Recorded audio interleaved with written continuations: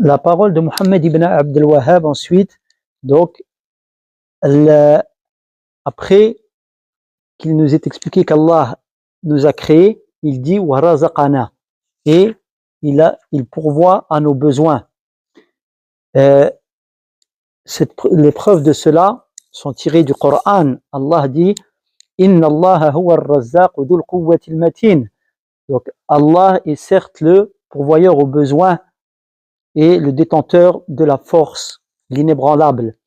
Dans Surat Al-Dhariyat, verset 58. Et Allah dit également قُلْ مَنْ يَرْزُقُكُم مِّنَ السَّمَاوَاتِ وَالْأَرْضِ قُلِ اللَّهُ. Qui pourvoit vos besoins des cieux, depuis les cieux et de la terre, du ciel et de la terre, dit c'est Allah. Donc dans Surat Saba, Surat 34, verset 24. Et dans la Sunna, la parole du prophète sallallahu alayhi wa sallam au sujet de l'embryon dans le corps dans le ventre de sa mère, fil janin yub'athu ilayhi malak. Donc on lui envoie un ange. Fa yu'maru bi arba'i kalimat bi katbi rizqihi wa ajalihi wa amalihi wa shaqiyyun am sa'id. Donc on lui envoie un ange qui l'informe de 4 choses: de sa subsistance, de son terme, ses actes, et est-ce qu'il sera parmi les bienheureux ou les malheureux. Quant à la preuve par la raison du fait qu'Allah pourvoit nos besoins, eh bien elle réside dans le fait que nous ne pouvons survivre que par le biais de la nourriture que nous prenons et la boisson que nous buvons. Et Allah a créé cela. Allah dit dans le Coran أَفَرَأَيْتُمْ مَا تَحْرُثُونَ أَأَنْتُمْ تَزْرَعُونَهُ أَمْ نَحْنُ الزَّارِعُونَ. Voyez-vous ce que vous récoltez, êtes-vous celui qui le fait pousser, ou en sommes-nous ou le faisons-nous pousser. لَوْ نَشَاءُ لَجَعَلْنَاهُ حُطَامًا فَظَلْتُمْ تَفَكَّهُونَ. Et si nous avions voulu, nous en aurions fait donc le rendu asséché, nous l'aurions asséché, donc c'était ces récoltes, et vous auriez été, dans le sens du verset, perdu, c'est-à-dire désarmé. Donc inna la mughramun bal nahnu mahrumun, nous sommes privés donc du moyen de subsistance.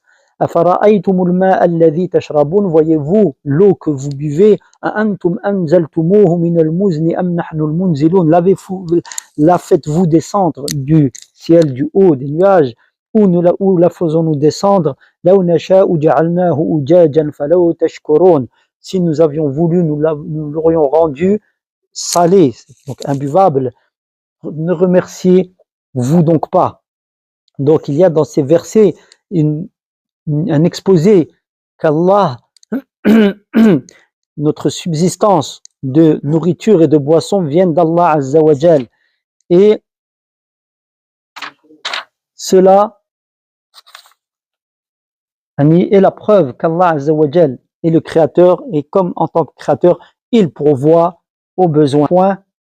Quant au troisième point, sur le fait que Allah, comme l'a dit Mohammed ibn Abdel Wahhab dans son épître, walam yatrukna hamala, et il nous a laissé, il ne nous a pas laissé, il nous a créé, il pourvoit nos besoins, et il ne nous a pas laissé sans but, pour errer sur terre.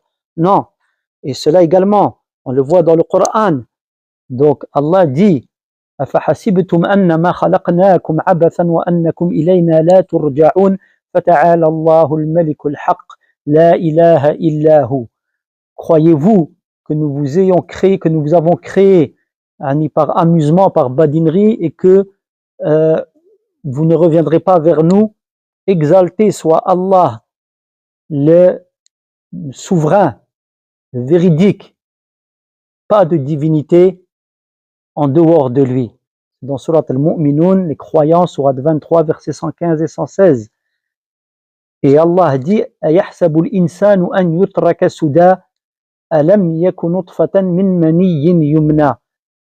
L'homme croit-il qu'il va être laissé sans but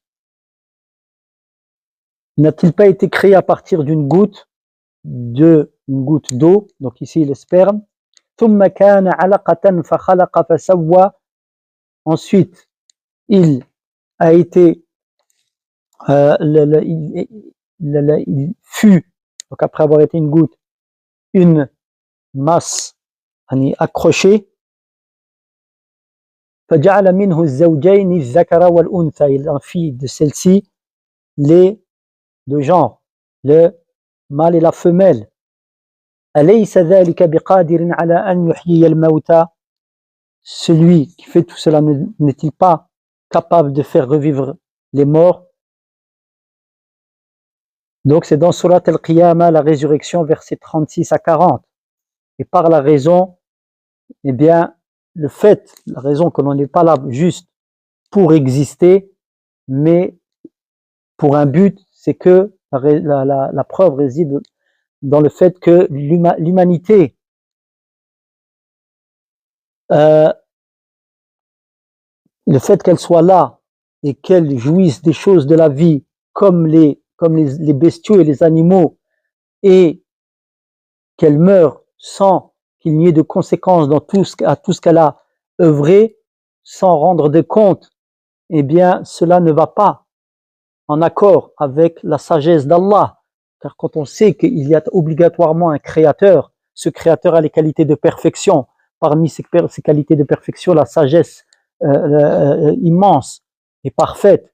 Est-ce que cela va en accord avec la sagesse d'Allah que de créer des créatures et leur donner la raison et les élever par rapport aux autres créatures par le fait de la raison, le raisonnement, et qu'il fasse ce qu'il fait, de choses que les autres animaux ne font pas, et que cette personne qui a cette raison, qui arrive à écrire des bibliothèques et à faire ce que l'on sait aujourd'hui avec tout ce qui est intelligence artificielle, etc., et que cet être humain, il meurt et qu'il n'y a rien après, c'est vraiment qu'il a perdu l'intelligence qu'il a fabriquée et qu'il a gardé l'artifice de l'intelligence artificielle. S'il croit cela, son intelligence est vraiment artificielle, wal-'iyadhu billah.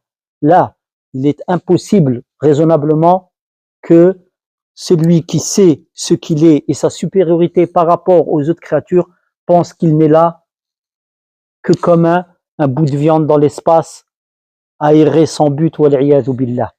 Donc voilà ce qu'il faut savoir. Mais, et pour conclure, la parole de Muhammad ibn Abdul Wahhab, وَأَرْسَلَ إِلَيْنَا رَسُولًا, Allah a envoyé vers nous un messager, des messagers, mais en particulier le dernier des messagers, car il est envoyé à toute l'humanité. Il dit Allah dans le Coran, وَإِن مِّنْ أُمَّةٍ إِلَّا خَلَا فِيهَا نَذِيرٌ, il n'y a pas de communauté si ce n'est que un avertisseur ne lui fut envoyé. Et Allah dit, إِنَّا أَوْحَيْنَا إِلَيْكَ كَمَا أَوْحَيْنَا إِلَى نُوحٍ وَالنَّبِيِّينَ مِنْ بَعْدِهِ وَأَوْحَيْنَا إِلَى إِبْرَاهِيمَ وَإِسْمَاعِيلَ وَإِسْحَاقَ وَيَعْقُوبَ وَالْأَسْبَاطِ وَعِيسَى وَأَيُّوبَ وَيُونُسَ وَهَارُونَ وَسُلَيْمَانَ وَآتَيْنَا دَاوُودَ زَبُورًا. Nous t'avons révélé comme nous avons révélé à Nuh et aux prophètes après lui, et nous avons révélé à Ibrahim et Ismaïl et Ishaq et Yaqub et l'Asbat et Isa et Ayyub et Yunus et Haroun et Sulayman, et nous avons donné à Daoud le Zabour. Donc ici, qui sont-ils? Noé, Abraham, Ismaël, Isaac, Jacob, donc l'Asbat, donc ceux qui ont reçu la révélation, c'est traduit Allahu alim par les Nabatéens, peut-être Al-Asbat, Wallahu ta'ala a'lam, et Jésus, Isa, et Ayyub, Job, et Jonas, Yunus, Haroun, Aaron, le frère de Moussa, et Sulayman, Salomon, et nous avons donné les psaumes à Daoud, David. وَرُسُلًا قَدْ قَصَصْنَاهُمْ عَلَيْكَ مِنْ قَبْلِ, et des messagers dont nous t'avons compté les récits auparavant. وَرُسُلًا لَمْ نَقْصُصْهُمْ عَلَيْكَ, et d'autres dont nous ne t'avons pas compté le récit.